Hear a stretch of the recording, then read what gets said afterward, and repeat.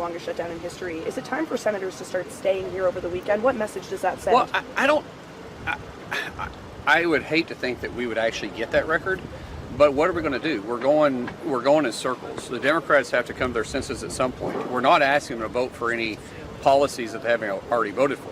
Where there's not like there's any riders or any Republican policies that's written in this clean CR. But you can't negotiate with someone that is more concerned about their primary than they are about reopening the government. And we all know that's what this is about. You guys saw the article on the Hill today where the Senate Democrats said that after the No Kings rally, they're in a worse position because they feel like their neck's in a guillotine.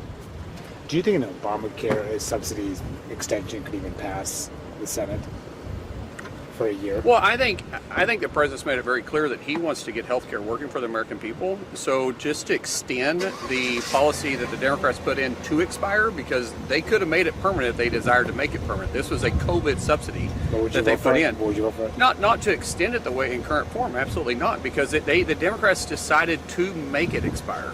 Now, if we want to actually have a bigger conversation how we can make health care affordable for people, put President Trump in. Let him start negotiating and helping us with that, because we know ACA, affordable health care, isn't working. I mean, it hasn't worked since it started. Premiums have continued to rise, and prescription drugs and in policies. So we know it's not doing what we were sold that it was supposed to do back in 2010. Senator, what do you hope to see out of this meeting tomorrow with President Trump? What would be the outcome? You know, I don't really know what the agenda is. I know the president's doing real good about reaching out and making sure that the Republicans are working all on the same page, and you know, that attests to his leadership, making sure he's leading from the front, sharing his vision, making sure we're staying in line with where the White House and Congress wants to go with policies, and what happens next. I think most of the conversation is what happens next after the Democrats decide to reopen the government and get off the Schumer shutdown. Senator, there's a bill that Ron Johnson has to pay essential workers who are furloughed.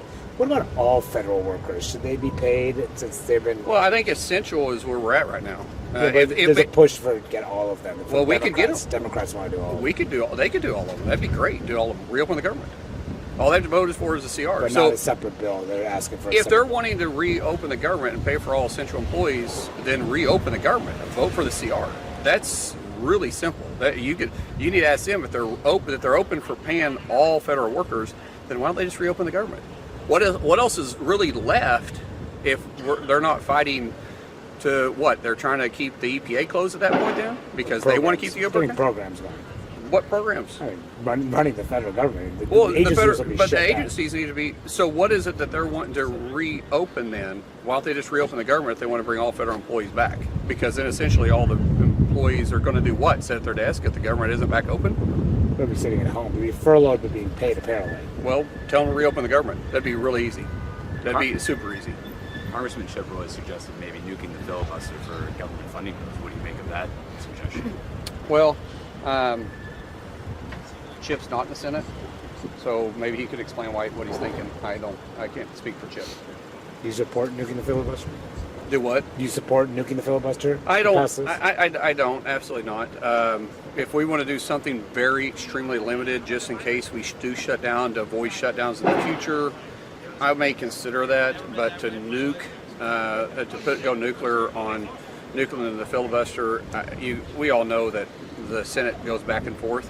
And it works in our favor when we're in the minority, and I would hope that it stays around, because otherwise we lose what this body has done in the past, and it's just slowed down the progress of or the overreaching part of the government sometimes when you have different parties in place.